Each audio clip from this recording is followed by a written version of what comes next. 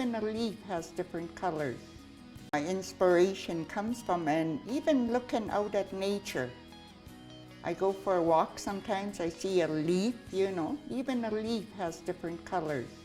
I've been learning to do beadwork and working with porcupine quills and caribou hair tufting, and I've been privileged enough to learn that from relatives and from elders in the community. Preserving language, culture, and history while producing functional cultural pieces is also another big motivator.